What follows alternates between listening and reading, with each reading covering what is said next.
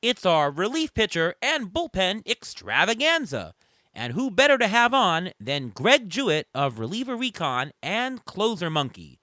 We'll discuss all 30 bullpens around the majors, who you should draft, and we'll drop a few names of some dark horses along the way. An information-filled episode of the Beat the Shift podcast coming up next.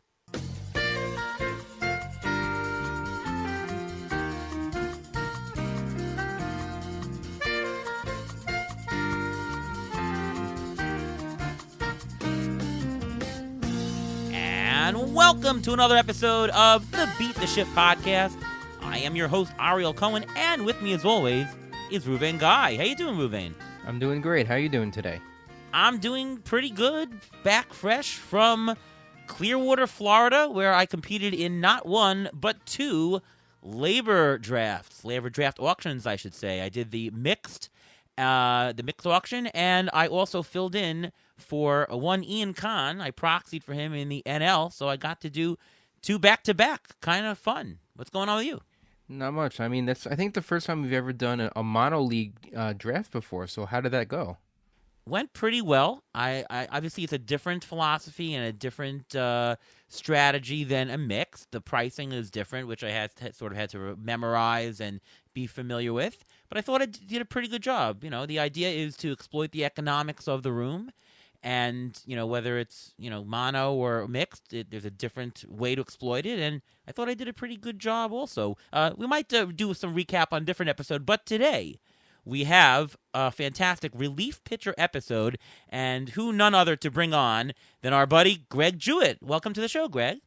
Thanks. Great to talk to you guys. It's good always seeing you, and you're both in Arizona, and good to reconnect here on your show. Yeah, and I'll be seeing you in just about 1 week at Tout Wars, where I'm going to try to take down the champ, which is you. Congrats once again. Thank you. I appreciate it. Yeah. No more Frank in our league, so maybe a little bit easier. Let's see. I don't know. They always keep adding new people. Feels like our league has the largest turnover. But still, if the returning champ is coming back, it's not any easier.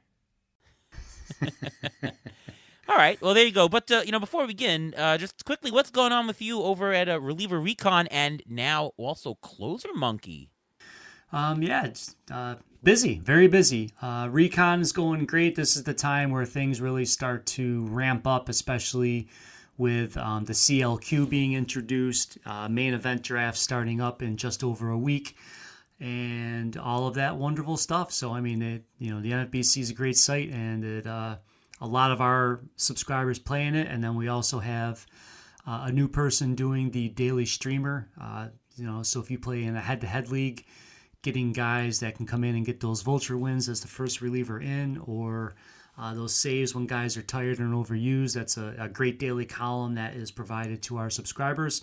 And then Closer Monkey, I got to know a couple of the guys well, and they had kids getting to an age where they're doing stuff, so it was time for them they were the OGs in reliever coverage, and for them to kind of ask me to take control of the wheel, it was a huge compliment, and I appreciate it. So, everything over there, the stuff that is on the site, they have all those Google pop-ups, but, that's to help keep the lights on. And then we do also offer a premium package there. It's $20 for the season, and you get the emails with the full text and pictures attached like you get at Recon, as opposed to having to click a link to go read something at MLB.com. Absolutely great stuff. I do urge everyone to check that out. And let's talk some closers here. So before we talk individual closers, and we'll go around the league, let's talk closer landscape. Now, from what I gather, and tell me if I'm wrong, it seems like at the outset, situations seem a lot more stable than most years, or at least it's more easier for me to point to who I think is the guy getting the first shot. I think I count about 22 out of the 30 situations that seem pretty clear-cut. A couple of closing committees, a couple of just bad clubs, period. But in general, pretty locked down. And we're talking about prices ranging from, in a 15-team league, from top of the hill, 3rd, 4th round. You still have number one closers in about the 8th round. and all the way going down up to the 20th, you can get some fairly certain closers, better and worse, of course. We're talking prices, $12 to $20 in auction equivalent for that number one closer. What are you seeing in the closer landscape, Greg? Yeah, it's funny because even the first day when I updated the depth charts over at Closer Monkey, a few of the people emailed back and are like, "Oh my goodness, there's not a lot of the asterisks for a committee." And there are situations like there's a couple of bad teams, as you referenced, that some people might just put in their bucket and say, "I'm not going to take any of the relievers from this team just because I don't want to deal with the headache or the low win total."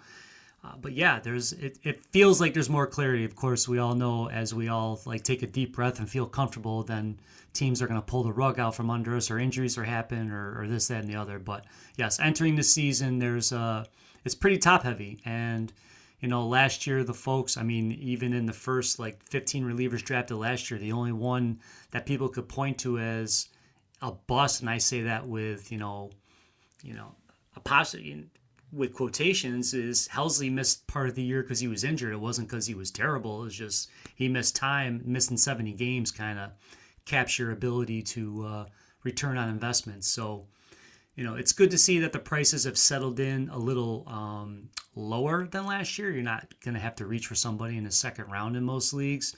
And as we talk strategy, and that was part of the thing in the Athletic top 40 relievers I posted today, is if you're playing in a 12-team league, we're kind of looking at 70 saves or higher as like my barometer, because that usually gets you third or fourth place in most leagues. I mean, at least especially last year, that was true in OCs and CBS leagues. So, you kind of have an idea of what you're looking for, and then you can kind of add as the season goes and adjust. Anything to add, Ruve? Yeah, I think this is the first year in a while that there hasn't been anything going on in the off season. There's no COVID. There's no collective bargaining issue. There's no, there's more stability. So because there's more stability, we're getting news quicker. First of all, because when they were doing the whole issue with the contract for the league and the players, that there was no news coming out. So we have all that coming out now. So I think we're at a better advantage this year than in the past couple of years. Maybe this is more like a couple of years ago, like in 2018, 2019, when we had a better idea of the closers. But now I think we're back to that, so I think it's a little bit more calmer. Mm-hmm. Yeah, and we know most pitchers have dealt with the pitch clock now, so that's not a big gray area either. Yeah. Now, in general, as compared to 10 years ago, closer prices are more expensive and closers are worth more, and that is, I think, warranted because starters don't go as longer. The percentage of innings your team will capture on your fantasy roster, closers and relief pitchers are going to dominate a lot more, right? A 60-inning reliever as compared to a 170-inning pitcher is a lot bigger than a 60-inning compared to a 210-inning pitcher, right? Mm-hmm. So I think it is definitely warranted. So let's talk closer strategy in general. Is it worth it paying for an elite closer? We're talking third, fourth round. Is it worth just fishing for darts at the bottom? Is it worth playing the guess the situation game? Is it worth taking one guy up top, one guy in the middle? Like, how's the best way to play this, in your opinion, Greg? Well, first and foremost, you're going through a lot of things, and I think people always need to remember is play to your strengths. You mentioned that you listened to my appearance with Clay, and Clay even admitted he kind of struggled last year in Tout Wars because he tried to play the way you do in the auction. It wasn't his comfort zone. No, I'm serious. He admitted that. True, and if you're used to playing a certain way, like if you're just a person that says I'm never paying for saves, I mean, you don't have to change that. In that case, I just think maybe you're going to maybe fish for your first one in the second tier. There's like, the first 4 or 5 guys are kind of going off, and that's kind of set in stone. And then that next group after them, it's kind of a pick your poison. Like if you want the overall upside play, maybe you're going to take an Andres Munoz because he might, if he's healthy, he could deliver strikeouts. There's a lot clearer path to saves in Seattle this year.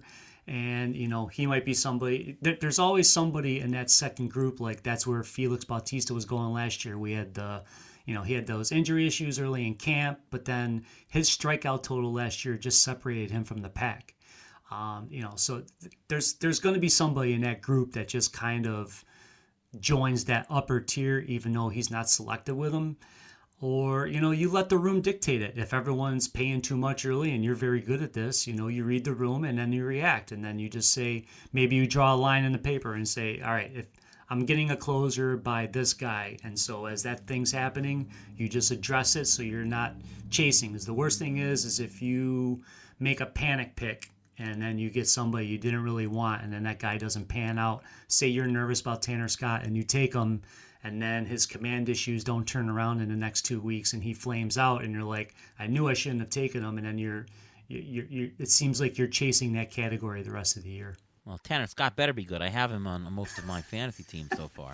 I understand. He's got the strikeout upside. We went through this last year with Estevez and other people. It's just one of those quirky things. Hopefully he'll dial it in soon and be fine. I took him to TGFBI, so I'm right there with you. But hopefully, you have to be patient and let these things shake out. I mean, Kenley Jansen said he's going to make his first appearance next week and he'll get 5 outings in before the regular season if things go on track. So, I mean, these guys still have time if you're not on San Diego or the Dodgers. Yeah. I mean, you always get I think that you get somebody in not the elite, but the number one relief pitcher range. Like last year, Felix Bautista was maybe the number 7 or 8th relief pitcher taken. He jumped up top. Jordan Romano was one of the ones the year before that jumped up. You always get somebody in that tier, so you don't have to get one of those elite ones. I will say, though, that Edwin Diaz, to me, with that strikeout potential, and he's the guy. It's not even close. He's not being traded either.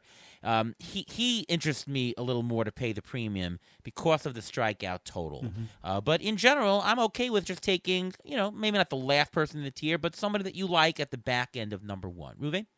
Well, you don't necessarily have to do that, I think. I think if you plan your budget properly, if you plan where you want to pick the closer in a certain round, you shouldn't have to reach for somebody. Because if let's say you set aside in an auction, let's say you set aside $20 for one closer, or you do $30 for all your closers. It all depends what you want to do. You want to get that one big guy and throw a lot of darts later, you can do that. The way the landscape is now, you can do that if you want. My personal preference is to do exactly what you said. Go like not the first tier, but like the 1A closers. You want to get at least someone who has a secure job, who's on a decent team, who will get you, who you know is the closer, and will get you the saves, and you can bank those saves. I think that's the safest way to go. So I want to ask about Fab because you make a good point of, you got to play to your own strengths. And some people are good with Fab. Some people enjoy just that streaming. So they're okay maybe plucking a closer that comes up mid-season out of Fab. But maybe you aren't. Maybe you like to have your set team and want to set it and forget it and have, Fab not really allocated to that. So my question to you, Greg, is Fab for closers effective on a return on investment perspective? Like, is it a good strategy to sort of, you don't have to spend that much in the draft, get one or take some shots down low, but look for, I'll pluck somebody out of the waiver wire, or is that generally a bad investment? Well, if you go back and read my main event primer, I went through a lot of the reliever bids last year in that format. Now, again, that's a 15 team and it's pretty intense because it's high stakes and things of that nature. However, a lot of the Fab bibs, I would say a majority did not do well. Now people who got Craig Kimbrell when Jose Alvarado got hurt did very well. Actually, people who added Kyle Finnegan in either time early in the season or because he was dropped by a few teams, and then even the second time, right at the second half when he went on that huge run after the All-Star break, he was in, and when I went through those things, he was the most valuable. And then Tanner Scott for the last month of the season did well, but again, that was a shorter window. But a lot of the money that was spent there was dead money. There was one week somebody bid $400 on Aroldis Chapman and got 2 saves. Because what I did was that after that bidding period, the person that had like the highest bid, I put the saves the rest of the season from that point forward, and it was a pretty dark looking chart when you look at it. So like I said, Finnegan was a name that jumped off there. Kimbrell wasn't even the highest guy bid on that week when he was a very good return on investment. So it's very hit or miss. So when you say you're throwing darts at those things, you literally are. Sometimes you could hit the right guy for $60 and $1,000 Fab, or you could spend big on somebody and it turns out to be a bust, and then that really hurts you at the end of the season when you're trying to pull things together. And what about spending Fab really early? Because remember a couple of years ago when Jordan Romano went down, Julian Merriweather, everyone was on him, and everyone spent half their budget on him. For I mean, one it's week. crazy. For 1 week. It's for how long? Yeah, it was crazy. So the question is, if you're planning on spending Fab, should you spread it out during the entire year, or if you see a closer go down early, should you go after it early? I think it's really situation dependent, but as much as anybody could have liked Merriweather in that situation, I thought the bidding on that was just bananas. I don't recall making that a huge recommendation when we were at Recon, but it's the burn and churn and just doing the things. Last year, if you timed it right with Alzolay, because a lot of people got fed up and dropped him, and then I think it was about 3 weeks later is when he started getting the save chances. Keep track, because like if there's somebody you liked in the preseason, and I'm going to do a better job this year. I'm going to get a notebook and I'm going to write down the fab notes and draft and things of that nature. And if somebody drops somebody that I was on, because like I was hyping up Alzolay all last preseason, and then I didn't take him anywhere. And I remember one week I bid on Leiter Jr. and it did not work out. And I was like, if I had just spent that money on Alzolay, that would have been that. I had a very good year with my main event, but I could have had an even better one in the overall if I had made that one little tweak. Maybe we should petition major league managers and ball clubs to just please let us know what you're doing. Don't give us this. Yeah. What kind of skills from guys that are closers in waiting or guys in the bullpen do you look for when you're making the pickups to say, this is going to be the guy? Obviously, if one guy gets hurt and you see all of a sudden this guy is in the ninth inning and he's closing 2 games, okay, that's a pretty good indication. But sometimes it's better to really guess, even while one closer is not doing poorly and maybe could lose his job. Hey, take a very cheap fab on a certain guy who's maybe in high leverage situations. Well, what do you look for to really get the most out of bidding low on closers before they emerge? Well, you reference part of it. You want to look at usage patterns. When are they coming into games? Fangraphs and Baseball Reference have nice stats as far as the high leverage opportunities or the game leverage index. And then I like looking at guys with their strike percentage. If they're throwing strikes, that's always a good thing. Swings and misses, so swing strike percentage. And I want guys that are not giving up huge amounts of contact. So, Mark Melanson made a living out of ground balls and contact, but not everybody can thread that needle. I want guys that if there's a runner or two on in a big situation, they can get that strikeout and not have a ball in play, because, that's part of the reason I have a little caution with Hader this year is he's a fly ball pitcher going to a ballpark that rewards guys that pull. And if right-handed hitters are pulling fly balls at Minute Maid Park, his ERA is not going to be quite as minuscule as it was last year. But yeah, I want guys that are high leverage situations, throwing strikes, and that can get whiffs. Those are my ideal when I'm looking for a guy that's maybe the next in line. I mean, but with Hader, they just signed him to a $95 million contract. Even if his ERA inflates, they're not taking away his save chances. Oh, no, right? I understand that. I just meant at his price point this year, and I've mentioned in other podcasts, I don't see myself having him on any of my teams. Got it. Yeah. I like the closers around him a little bit better. All right, before we go any further, time for the Injury Guru's Trivia of the Week. Well, the next topic we're going to jump into is whether or not we should stay away from some bullpens entirely just because the teams are just so bad. So I took a look at some of the bad, what we think right now are the bad bullpens, and I wanted to ask you guys if you can try to name the last time one of these teams had a closer that had 35 saves or more. Okay? We'll start with the Athletics. When was the last time the Athletics had a closer who had 35 saves or more? Right before COVID, I would guess. I would say Houston 19? Street. And Houston Street's going a little bit too far back, but it's a big bit of a hint. But it was Blake Trinan. Blake Trinan in 2018. Oh, that's right. He had that one big year. Yep. Yes, and then he was like the number one closer coming into the following year. What about the Rockies? When was the last time the Rockies had a closer who had 35 or more saves? Did Bard have it the other year? No, he didn't reach 35. He had over 30, but Okay.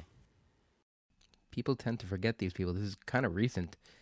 Estevez did it? Did he? No. No, he was never a closer like that with the Rockies. No, no, Nope. no.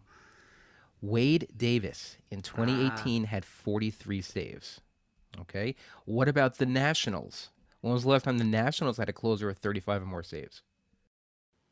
Never. No, they have. They have. Just kidding. You have to go all the way back to 2013. Rafael Soriano had 43 Wow. saves. What about the Royals? When was the last time the Royals had a closer with 35 or more saves?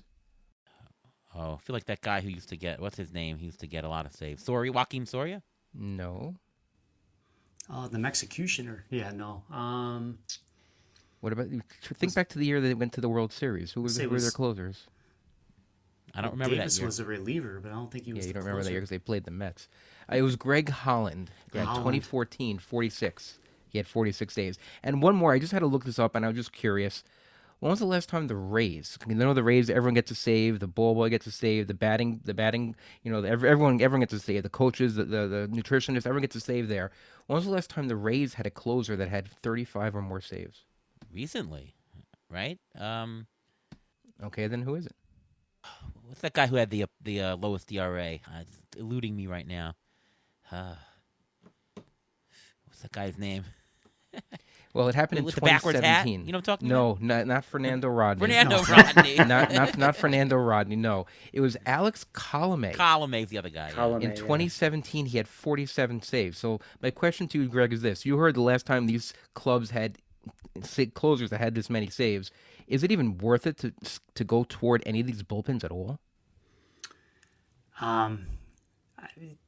It really, really, really depends on your league setup. But yeah, I mean, the Rockies to me this year feels like it's going to change hands at least once. So I'm kind of putting them, unless you're taking somebody just to be like your fourth reliever and you can drop them ASAP. I'm staying away. The Royals, yeah, same thing. To me, the Royals feels like the Cubs last year. Remember, because like I was alive at the beginning there, they're like, oh, is he going to be a multi-inning guy? How's he going to do it? I think they're kind of doing the same thing with MacArthur. I think eventually MacArthur is going to bubble his way up to the top, but it probably won't be till like July. So that makes it difficult. And, I mean, the Rays, it's okay. You can take Fairbanks. I don't think that's an issue. Yeah, but I just use the Rays. The Rays. Yeah, because you were everyone just thinks throwing everyone it gets in, them. but yeah. And the A's, I mean, I think Mason Miller, even if they don't, I don't see how anyone in that bullpen's better than him, and I know they want to use him as a starter eventually. It feels like the Johan Duran thing where they're like, okay, we're going to use him for a year as a reliever and see if we can get something out and keep him healthy, and then they leave him there. I don't know what Oakland's going to do. I can't speak for the organization, but his ability to generate strikeouts and protect ratios, we just don't know if he has the DNA to stay healthy. But of any of them, he would be the person I'd be the most intrigued with, just because I think there's strikeout upside, and I think, like I said, there's some ratio help in that arm. I mean, he hit 102 in that one spring outing, and I think his stuff would really play up in that sort of a role. Yeah, I think it's really case dependent. And we're going to go through a lot of the bullpen situations, but a couple of quick more strategy questions. Is it ever worthwhile to roster the handcuff? Two people from the same bullpen. I guess in deeper leagues, right, if you're in a mono league and if you have, like I took Paul Sewald in NL Labor, and I got Ginkel just for insurance for him. Mm-hmm. In a mixed league, even 15, is that even worth it to do? Only if you're really like last year, people had reservations about Fairbanks staying healthy, and he turned in a career high innings. But pairing him with Adam would have made sense because then you weren't fabbing like $150 to get him. That's what I did in Labor the, Mixed. I got Fairbanks in my last pick of the reserves. I got Adam. What the heck? Yeah, and it saved you fab money. So, you really have to read the room right. It's hard with like the situation Ruvain was just bringing up. There could be 3 or 4 guys, so you don't want to start throwing all kinds of things. If there's 2 guys that you think you can rely on, say I take a closer 1A and then I take one of these guys that's a little more risky and then I take his backup just as his handcuff as a backup, I think that can work. But I don't want to be spending a lot when you're like in the leagues with 7-person benches. It makes it a lot harder to do that sort of a thing. bench size really matters. And last question, is it worth it to worry about a closer being traded mid-season and, losing closer status or saves? I mean, last year we said maybe Bednar will be traded, and you said no, they won't. And the next thing you knew it, I took him in Towers in the same league as you. But, like Devin Williams, I don't know. They're selling off some people. Maybe they trade him somewhere. Maybe he closes, maybe he doesn't. What about Kenley Jansen? He probably closes where he goes, but who knows, right? Is it worth it to worry about these kinds of things, or just there's too many unknowns? Don't bother. You can bake it into your process or your price point, but yeah, I mean, you can't. That we can only control what we can. I can't think. I mean, I can know that that's a situation. I just can't. You have to enter with eyes wide open and just understand. Yes, the Milwaukee could trade him, and it does help that they bought out next year, so it'll make it easier to trade him because the team that's getting him knows exactly what he's making. A lot of these teams are going to depend on how the season goes. I mean, Tanner Scott will be a free agent at the end of the year. Clay Holmes will be a free agent at the end of the year. Jansen, Martin from the Red Sox. I mean, there's plenty of people as the season progresses that could end up moving. I don't think the Yankees will move Holmes, but it's a situation, though, where if the Yankees decide that they're all in, they could trade for Devin Williams, which would impact Holmes. But that we'll cross that bridge when we get to it in August.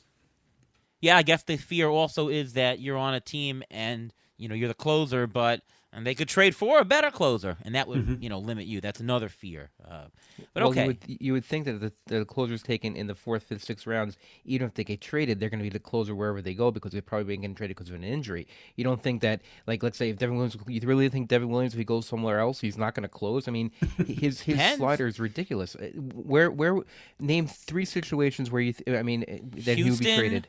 Houston, maybe Atlanta. There are situations. It could happen. It's possible, but didn't Raisel Iglesias get traded the other year, and he was top closer, and then setup, boom. Yeah, It could happen. First setup, and then he was still vulturing saves when he was a setup man too. A little bit, but who knows? All right, well. Anyway, just wanted to, ask if there's any fear, but it looks like it's really hard to worry about that. All right, let's go into the closer situations. I do want to talk about all 30 teams, so we're going to do some lightning round for the first bunch, which hopefully you'll just say, "Yep, that's it," and we'll move on. Right? Right? All right. Let's start with Boston. Kenley Jansen. He's the guy currently, right? There's no other person to take in Boston, right? Not right now. Now, some people are taking like their last pick in the 30-round draft on Chris Martin, hoping that Jansen does get traded, and then they'll get at least a half season of saves before Boston trades him as well, and then they'll replace him with Liam Hendricks. Yeah, I guess if you're in a draft and hold or any larger roster size, sure. But in a fab league, I don't see you even taking your last pick on Martin right now. Same thing with the Yankees. Clay Holmes, he's obviously the guy. Yeah, right now he's pretty insulated.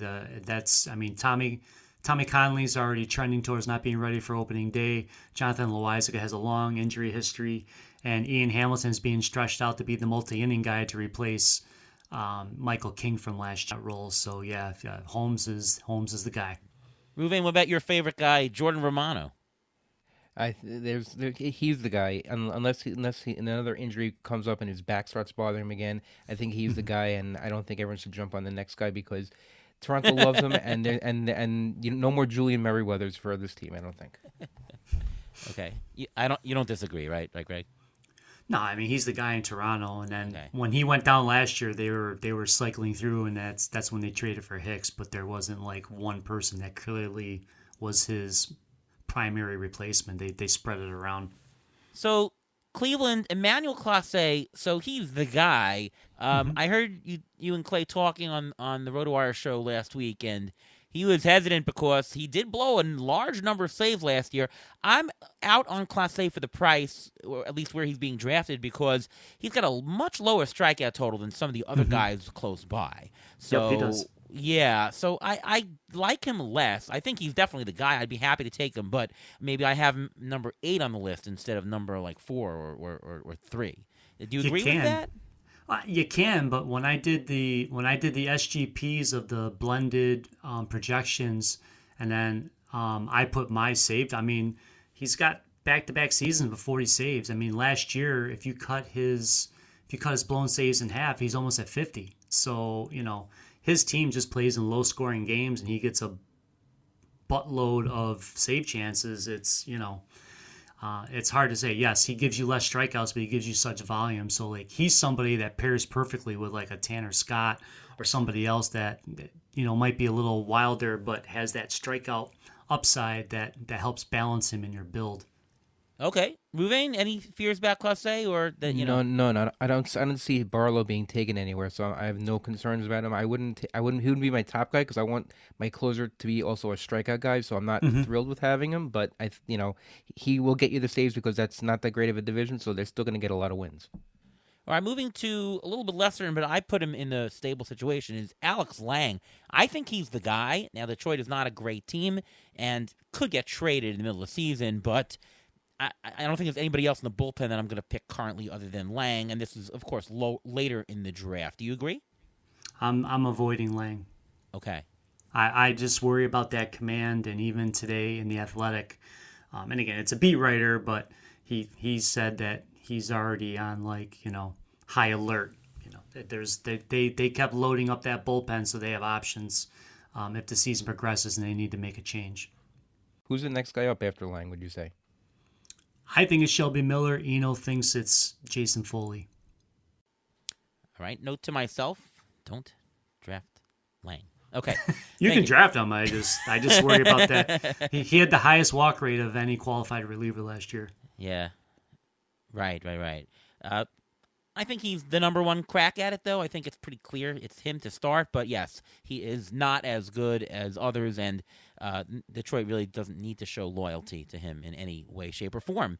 Okay, how about Minnesota with Duran?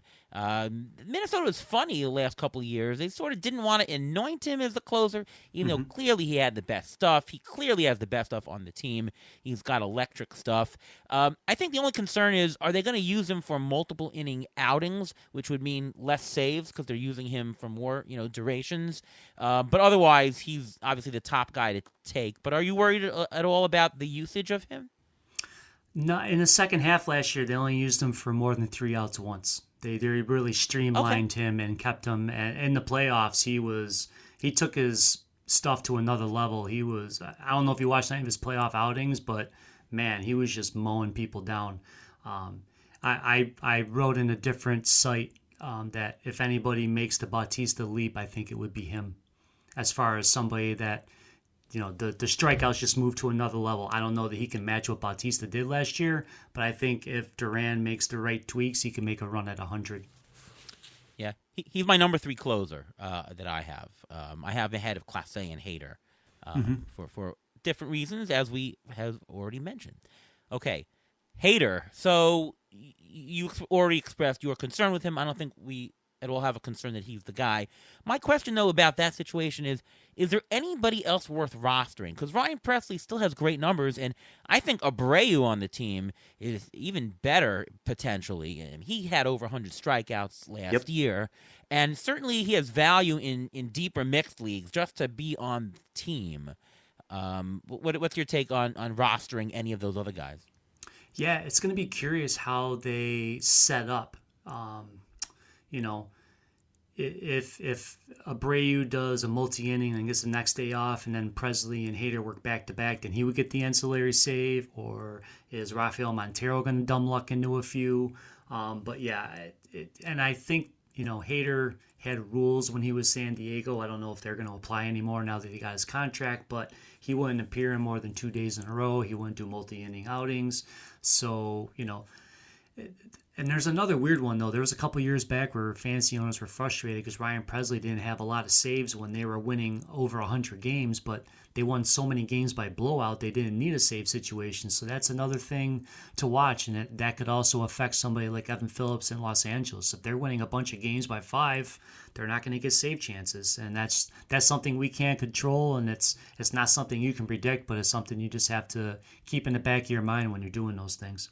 Yeah, it's a good topic, but in general, you do get more save chances and more saves on winning teams. Obviously, the better a team you are, the more you're going to score than the other team. So if you're a really good team, you might lose some of the saves in the high end, but overall, you'll still win more games and get more saves. I don't know. I'm of the opinion not to really worry about that fact. No, you can't. Yeah, you can't control it. That's what I'm saying. Yeah, but there's wonky years like that where you're like, well, darn Sure. it, that stinks. I would say, though, to think of it on the flip end, that there are some not so good teams that play close games, especially at more pitcher ballparks where there's low scoring in general, like in San Francisco or Miami, that there's just more save chances in general because they play closer games. So I wouldn't think of it on the high end to be worried. I would think of it more of, there's something to gain in some, middling teams who don't score a lot of runs and keep games close. Mm-hmm. Yeah, I would also think that maybe Brian Abreu is more valuable than Ryan Presley, because if Presley's pitching the 8th inning and Abreu's pitching possible multiple innings beforehand, he can get wins. He can get you a lot of wins, and he can. Agree. Because you don't know how many innings the Astros starters are going to go. And it looks, Verlander's already starting off in the IL. You don't know how many innings they're going to get. So Abreu maybe worked pretty heavy earlier on, so you may actually get more stats out of him early. Yeah, I was hoping Ronel Blanco would be a multi-inning guy ahead of Abreu, but now he might end up in the rotation. Raisel Iglesias on Atlanta, he's clearly the guy. He does have a little bit of injury history. Mm-hmm. Is there a front runner that you particularly like? I don't know. That one's a hard one. And like last year, they went right to AJ Minter. They've got so many the Braves could almost have two separate high leverage ladders. That's how deep their bullpen's getting. They just stacked it with people. They can use Bummer on one day, Matzik on the next. I mean, they can mix and match. Minter. They can use Minter one day. They can use Bummer the next day and keep them fresh. They're another team that generates a high volume of save and sold chances, like saves and holds. But at the same token, there's so many people there now. Pierce Johnson, Joe Jimenez. I mean, they've just got so many guys that the volume of them might take away their value in that sense, because there's so many that could get it. It makes it difficult to pin it down to one. But the manager has been very loyal to Minter, so if something happened to Iglesias, that's probably it. But if it was long-term with Iglesias, I would bet you they would get out there and get Scott or Devin Williams or someone of that ilk at the trade deadline. Right. And the fact that they have so many lefties in that bullpen, they can use Minter as a closer. They don't have to worry about saving him for left-handed hitters. Mm-hmm. Yeah. Yes. That is a very big point, yes. Miami, Tanner Scott, he's the guy. He had just had a great last half of the season. The question is that control going to hold? Because the strikeout ability is there either way. Mm-hmm. He's shown that over the last couple of years, but is that really elite command if it's there? If it's back, he's a top closer in my estimation, because he's going to get the ratios and they're going to play close games. If it doesn't, could AJ Puck come in and take the job? It's possible. What's your take on that situation? So they're putting Puck in the rotation. For now. Well, that helps. Yeah, for now. Yeah, for now. I think here's the thing. Ryan Helsley had something like this where he wasn't really good, and then he had one good year of high command, and then he held most of the games, and that's what we're hoping Tanner Scott does. At the trade deadline, if Miami's not contending, obviously they'd be foolish not to trade him. At that point, then we're seeing if Anthony Bender is ready. He closed some games before he got the Tommy John surgery. I know some people like Andrew Nardi. We would just have to monitor how that goes. I think the wild card here is Sixto Sanchez. If his velocity can tick up as a reliever, he could eventually be somebody down the road that could replace Scott if they decide to move him. I think he'll have a long leash, so I... Mm-hmm. He will. I'm not saying I'm saying that more from the lens of I think he'll end up getting traded. Well, listen, he better, because I have him on a lot of teams. So Hey, you did okay with the Bednar thing. It'll be fine. All right. But that means if you think they're going to get traded, then you should be scouring the waiver wire for closers even from day one, just because you never know what's going to happen or when it's going to happen. So. All right, next one. Should we introduce him with trumpets? It's Edwin Diaz. I have to tell you, as a Met fan, going to the games last year and not having that trumpet we can hear the trumpets at the end, That was really, really, really bad. We really, really missed it. I know the Mets weren't great last year, but we would have liked to hear the trumpets. And I was there 2 years ago when they played the Dodgers, and Timmy Trumpet came live, and we heard it like literally live from the guy. That was just absolutely amazing. So Edwin Diaz is the guy. He's got the strikeouts. He's pitched so far. He looked great. It was not an arm issue that he was out, right? Every time, he comes back, if players come back, from an arm issue, you never know. Wasn't an arm issue. So I don't, you're the injury guy, Ruvain. Maybe you can tell me if you have any reservations about Edwin Diaz. The only concern I'd be about was his velocity, and they're saying his velocity is right now between 94 and 96, I believe. So he still has time. He hasn't appeared in an actual game situation. I think he's supposed to appear either over the weekend or next week. He's supposed to appear in a game for the first time. And then let's see what his velocity is at there. I think literally and figuratively, he's got to just get his legs under him and feel confident and just be the one he was, the pitcher he was a couple of years ago, not the one he was when the Mets first traded him, because those are two distinctly different pitchers, and his mechanics were all off. That's my only concern with him, is with his knee and his injury. As long as his mechanics are the same as 2 years ago, then it's not going to be an issue. Yeah, he's my number one pick of a closer. Is it not yours, Greg? No, he's very good. I have in the early, like when people ask you to do those mock drafts, I took him with no reservation, and I would have no issue. It just really depends on what my process will be going into a draft at that point. Right. How about his brother, Alexis Diaz? He's the guy. Now, I think he struggled in the last month or so of the season. I think it was just fatigue. And I think they just overworked him.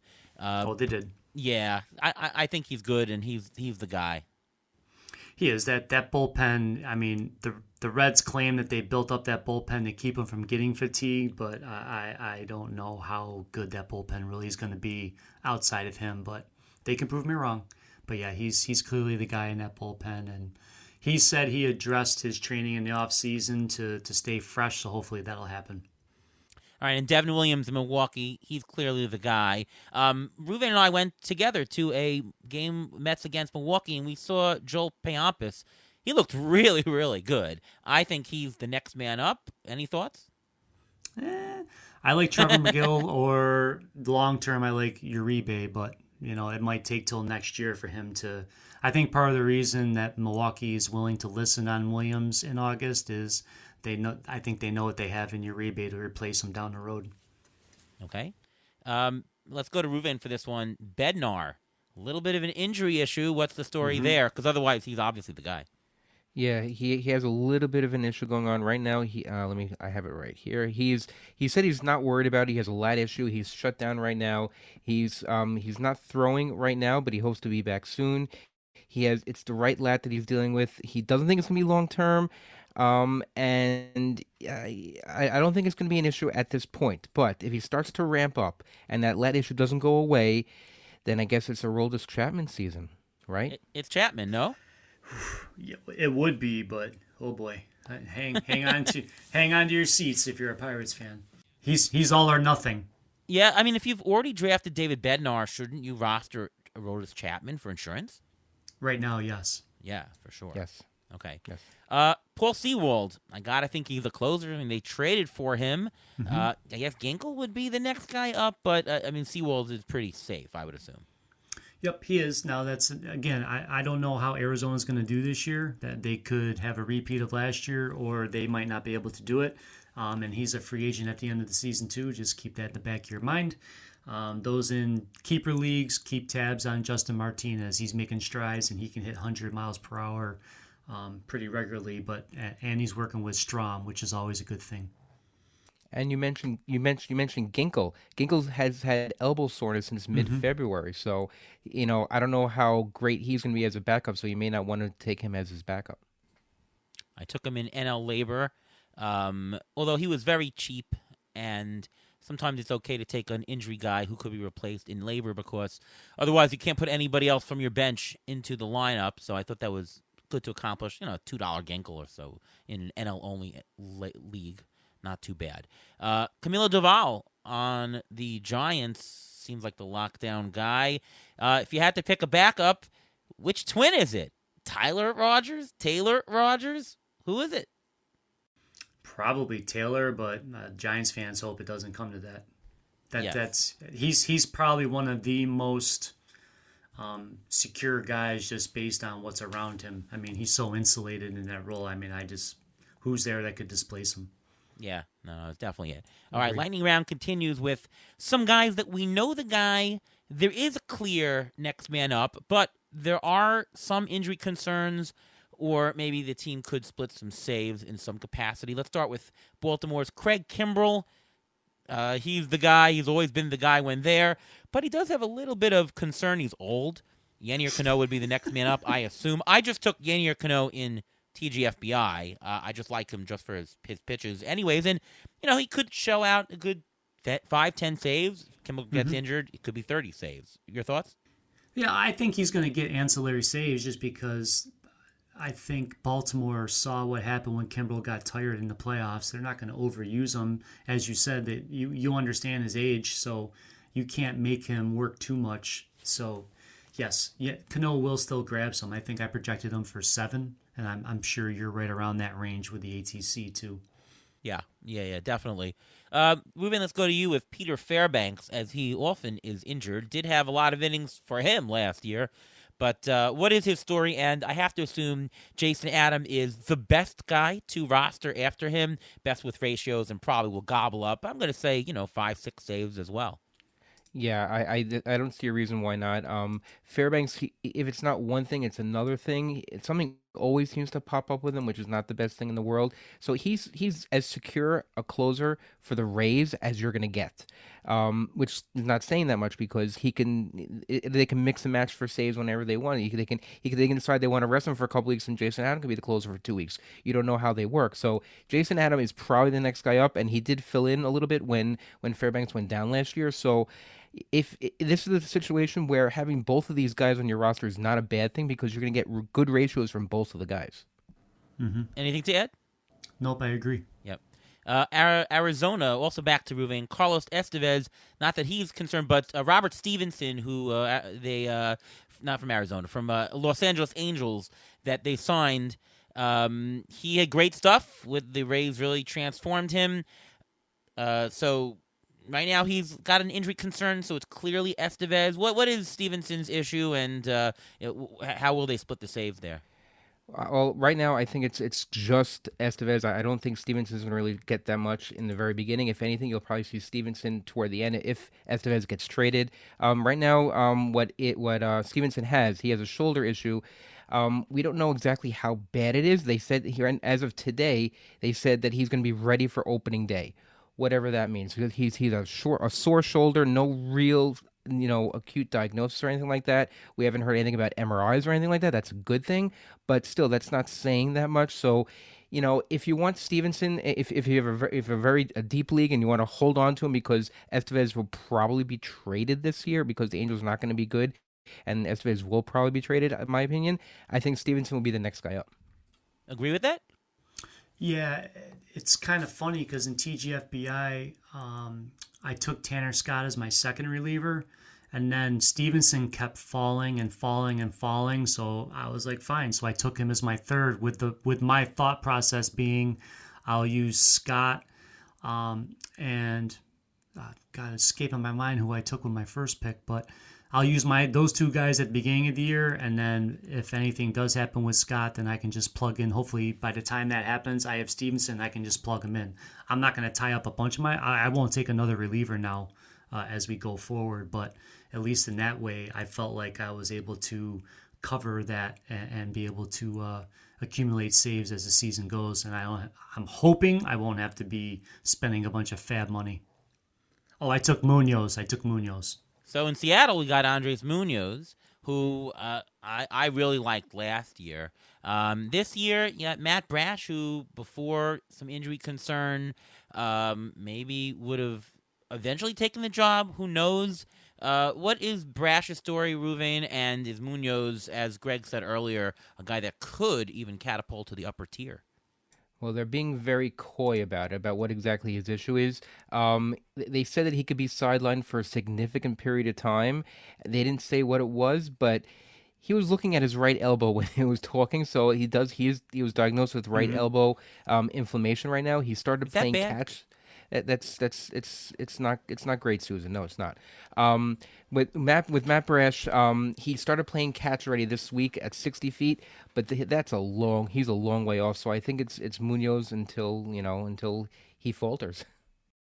Yeah, I assume you agree, Greg.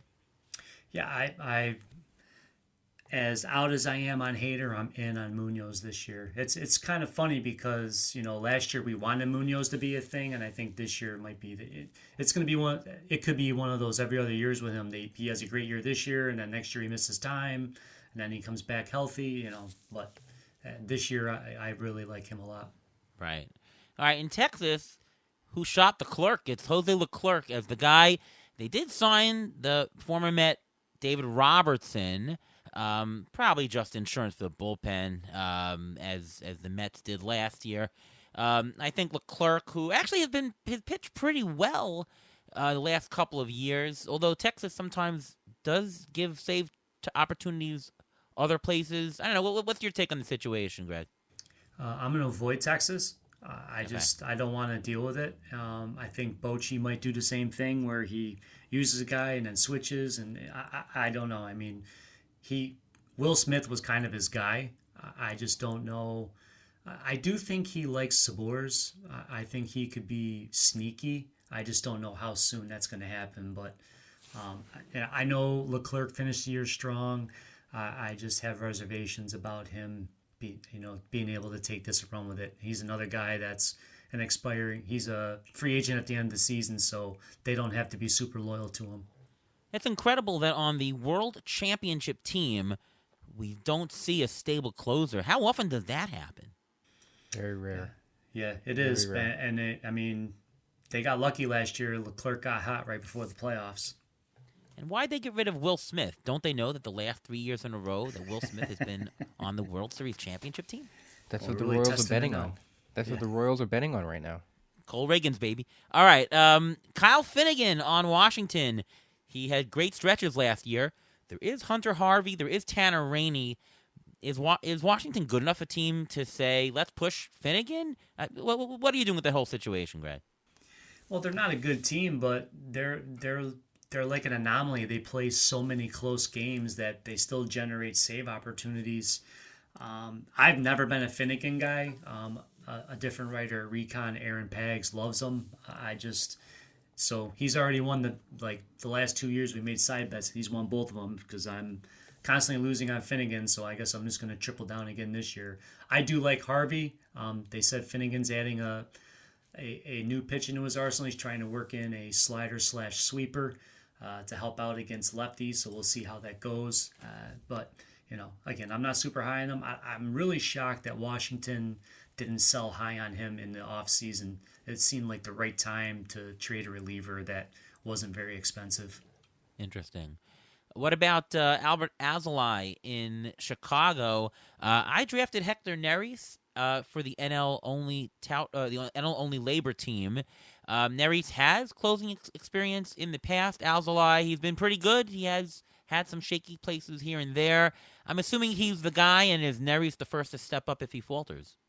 This is a weird one because Craig Counsell came out and said that he would determine the ninth inning, as the season, in the preseason, he didn't name Alzolay the closer when he got there, even though he managed against him in the regular season last year. It's weird. So maybe they're worried about his, he missed time in September with his forearm/elbow. I don't know if there's any concern there, but he's looked decent in spring outings. I still think he'll be the primary save share when the season opens. We'll just have to see how his health holds up. And there's no reason to go after Merriweather in this situation, right? It's going to be it's going to be Hector Neris if he falters, correct? Merriweather had a good year last year, but when you read there was an article on the Athletic saying they brought in Neris because they wanted him to teach these guys how to be able to grind it out through a season and keep himself available and healthy. So hopefully his veteran presence can help those younger guys last for the whole season, because the Cubs would probably make the playoffs if they had a healthy and productive bullpen those last couple of weeks. Yeah, that is true. St. Louis, Ryan Helsley, who's probably the best reliever on the team, but there is Giovanni Gallegos. And the last couple of years, I've always found myself drafting some of Gallegos, and he's always good for like 10, 15 saves. What's your take with it? I'm assuming Helsley's the first shot, but are they going to give a save share? Is it going to be like 2/3, 1/3? Is that intentional? What are they doing in St. Louis? I don't know. Marmol drives me crazy, as he does to a lot of people in the fantasy community. There's a really weird stat since 2022, and that's when Helsley, started to emerge. But in the last 2 years, in the first half, Gallegos has more saves than Helsley, but Helsley always takes over and runs with it in the second half. Whether it's the injury, or it's just weird. It's like early in the season he plays matchups, and then in the second half he's like, okay, Helsley, we're just putting you into the ninth. It's very odd. I don't like how they do things there, but it is what it is. I'm like, I don't mind Helsley where he's going, but I just think, to me, Munoz and a couple other people have more upside. That's why I went that way, because I could have taken either one in TGFBI. Yeah, Gallego's still available in my league, and I'm in the 28th round. I think, Ruven, you took him with the 30th pick, Gallegos. Yeah, I mean, Helsley is stable to, however, a closer can be stable who has had prior forearm issues. I mean, he's healthy now, which is fine, but you don't know how long it's going to last for you. If he's not going to pitch on back-to-back days or something like that, or if he will do that, then Gallegos is going to fill in. Gallegos always seems to step in. He had a couple of really rough outings last year, like 3 or 4 that he just bombed completely. It just destroyed his ERA and whip. So if you throw a couple of those out, he actually pitched pretty well last year. Yeah, and I did take him also in that NL Labor League. You can see my strategy with the darts, Neris, with Gallegos, just to shore up some of the saves down low with some good pitchers, all right, and the last one of the semi-stable ones is Evan Phillips. There is Brewster Gratterall, who's excellent as well. I think they've already announced that Phillips should get the bulk of the save chances. I'm thinking maybe it's 75% of them. But again, it's a really good team, so they're going to get a lot of opportunities. They're going to win a lot of games, and Phillips has been really, really good. So I've been taking Phillips a lot as well. I think he's a good value this year. Could be elite or could be just middle of the road, but either way, I think he'll get you a lot of saves. Yeah, he's just like a steady, stable guy. I mean, there's nothing flashy about him, but he's a great guy in a lot of builds. Especially if you have risk with your first closer or however you're going to do your thing. If you get him and you just put him down for 25 saves and very good ratios, then you're not going to be disappointed usually. And I have him in a couple of leagues. And in the leagues that I have him, I try to handcuff with Gratterall, because Gratterall, look at his ERA and whip the last couple of years. They've been really, really good. And plus, he had like 7, 8 saves last year. So whenever Phillips can't save or they say he's not available, Gratterall is usually the guy. So you can always mix and match for situations as well. Yeah, is that a handcuff worth owning and playing in like a 15-team mix where you just play and hold Phillips and Gratterall, and you're just going to get one save situation? And by the way, it's a very good save situation to get. I don't know. I don't mind that. It's just, to me, at least Jason Adam gives you better strikeouts than Gratterall does. I just like that pairing a little better, if that makes sense. Yep, it does. All right, last 6 situations. These are for closer committee, split closer situation, or who the heck is it, or we don't even care. So let's start with Kansas City. You talked about it a little bit before. Will Smith, James MacArthur. As far as I know, it's a 50-50 split, but who the heck knows? I'm really not rostering either of them in almost any format. In an AL only, sure, for $3-4 each, but I'm staying away. You agree? Yeah, I mean, Kansas City's remaining adamant that Will Smith's going to start the year as the preferred ninth inning option. I just don't know how long he can hang on to it. Again, he's another person that's tinkering with a new pitch. We'll see. All these guys say they're going to use the new pitch. Like, I remember a couple years ago, Hader was like, "Oh, I'm going to use the changeup," and he threw it 2% at the time. So, you really have to see if they are using it when you check out the pitch splits on Statcast and things of that nature. But yeah, Again, I think this is going to change hands a couple times, so I'll let somebody else deal with it. And MacArthur actually pitched multiple innings a couple of days ago, so I think they're seeing how he does with that. If they want a 2-inning save or something like that, that may be an option as well. Plus, Will Smith is the older one, and he's got more experience, and he's getting paid more. I think those 3 things are alone. He's going to start out as closer, and you know what? Maybe he'll get traded to the World Series team this year. You never know. Well, it has happened before. Question is it good to roster Will Smith of the Royals and Will Smith of the Dodgers? And if so, what do you name your fantasy team? If you're after Will Smith, then Men in Black. Yeah. Fresh Prince? It's- Yeah, all right. Not an Fresh important Prince, question yeah, there. no, All right, not now really, no. here's a situation I think is very important because could be a lot of saves out of this one, and I got no clue exactly what they're going to do. Jose Alvarado, Jeff Hoffman, Orion Kerkering, Sir Anthony Dominguez, even Gregory Soto, those guys can all close potentially. What in the world is Philly going to do? I have talked to some people who say Alvarado's the guy. I have some people who say Kerkering's going to have 40 saves. And I have some people saying Jeff Hoffman's the guy.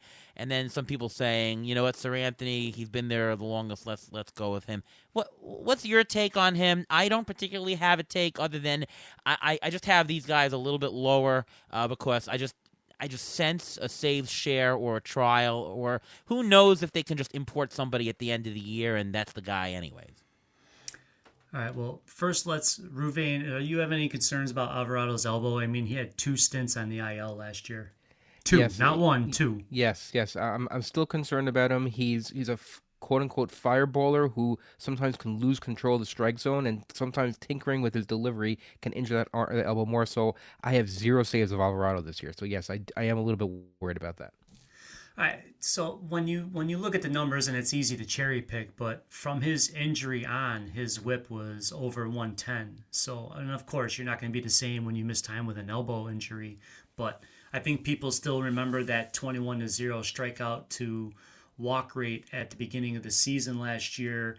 And again, I added him in the main event last year when he was running hot, and it's great. But you know, I just, when Rob Thompson, it remains adamant about his floating closer thing, I think it's one of those deals where he's going to tell the guys, all right, Strom, you're going against this pocket of the lineup.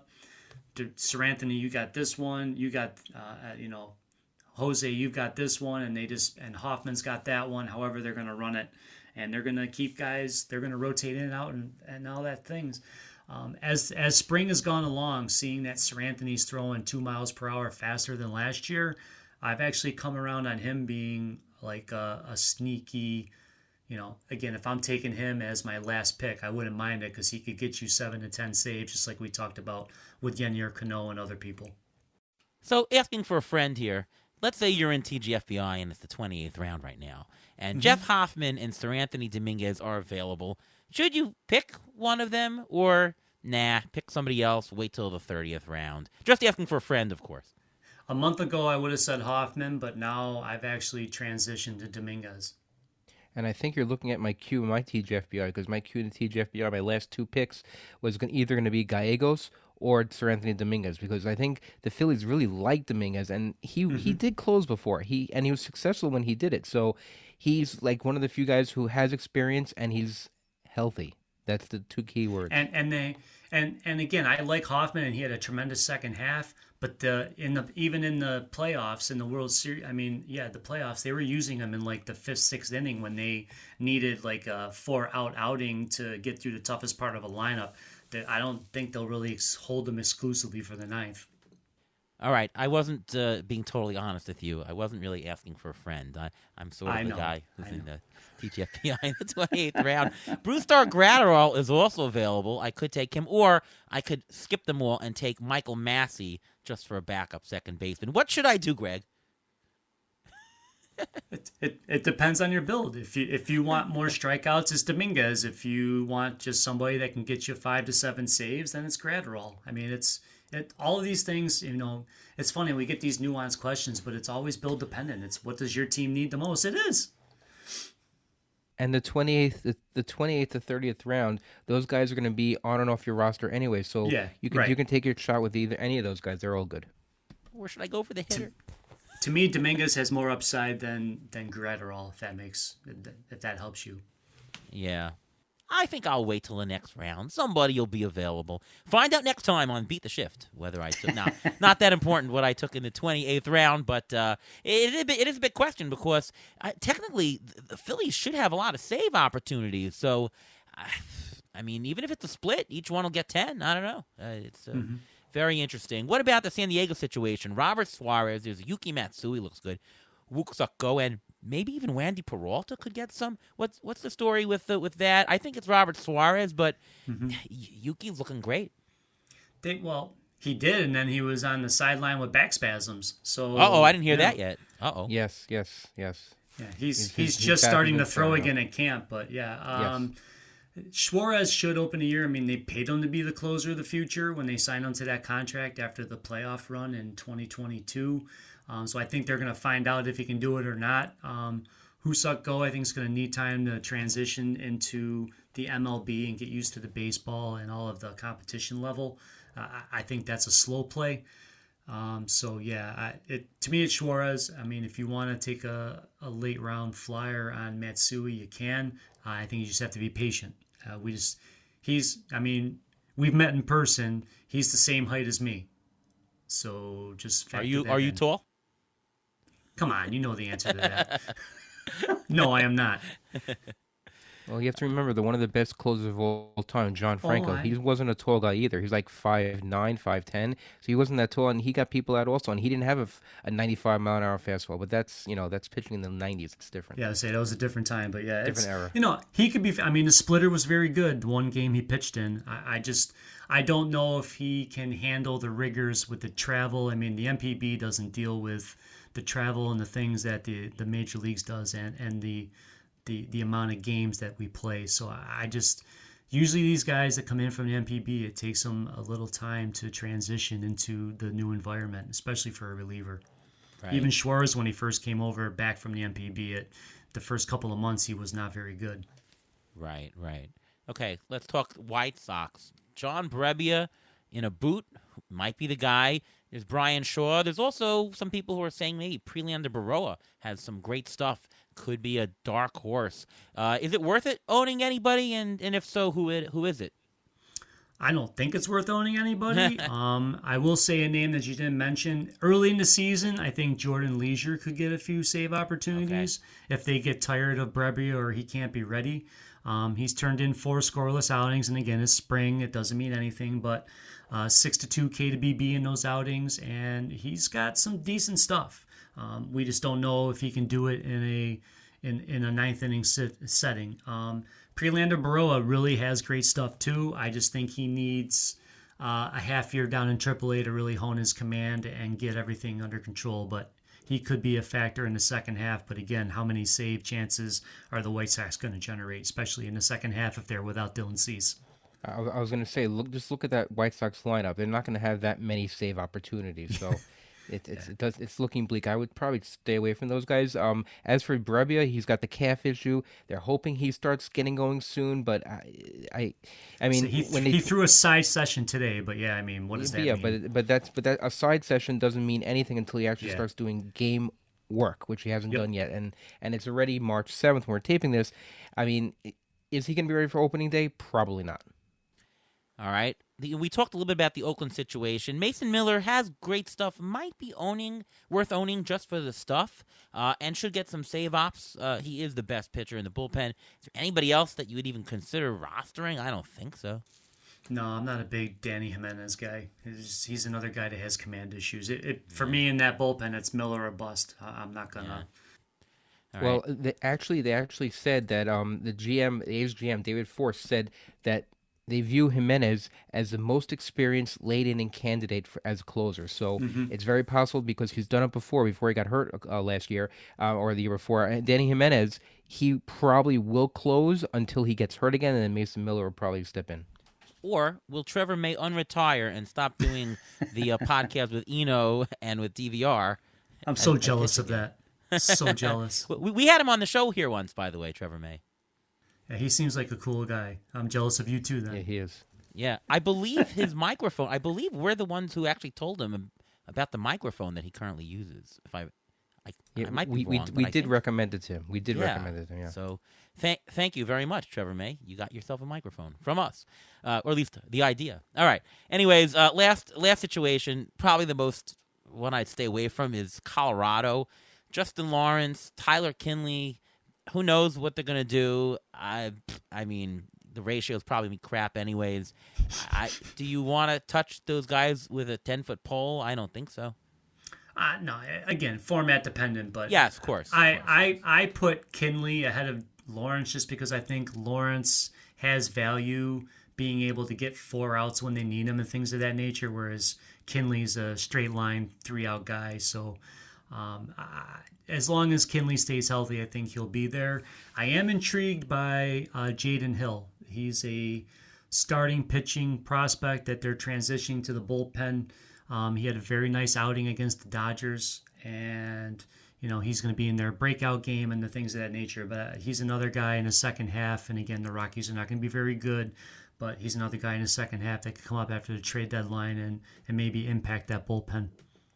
All right, we've gone through all 30 situations, and yes, all of this, of course, is going to be format dependent, how deep you're in or not. So, hopefully you've gotten the advice from us and can take with it a couple of names that you might haven't heard and a little bit of strategy. But we do want to leave you with the injury update, Ruvain. What's the rest of the injury update for relievers? Yeah, well, I'm probably going to review a lot of the stuff that we just mentioned. So I'm going to start with Yuki Matsui. He had the back issue. He had back spasm after his first outing. After he struck out the side, he looked really good. He's supposed to have a bullpen session next week. We'll see how that works out. John Brebbia threw a bullpen today, like Greg mentioned. He suffered the right calf strain pretty early on, actually it happened about 2 weeks ago.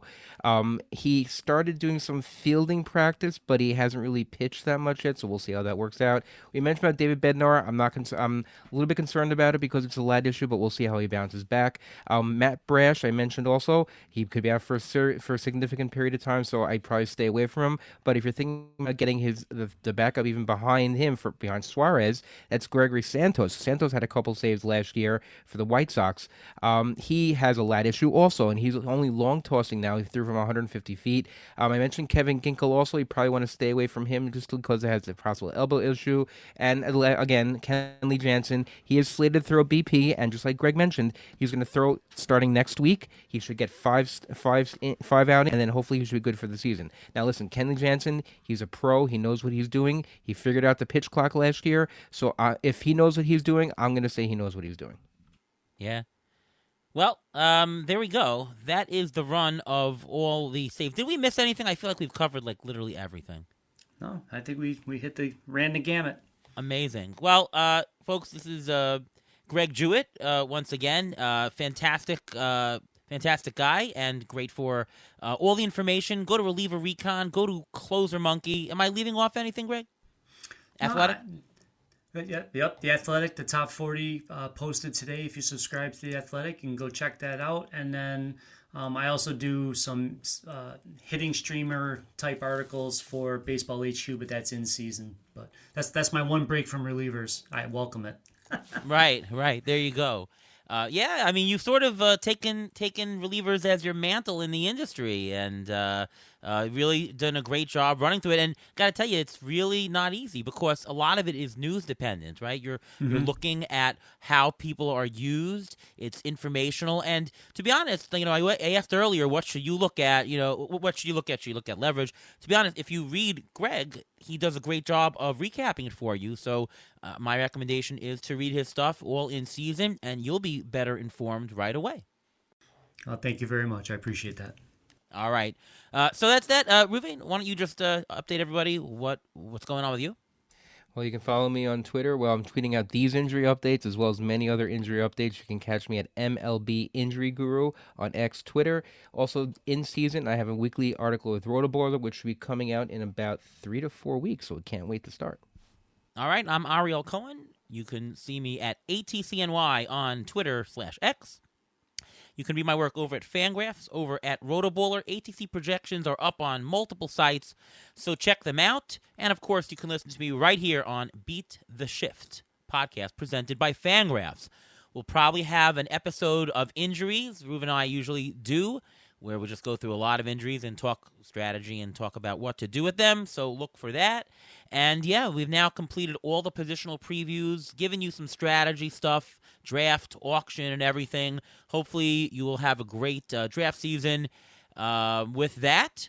So until then, thanks again for listening. See you next time.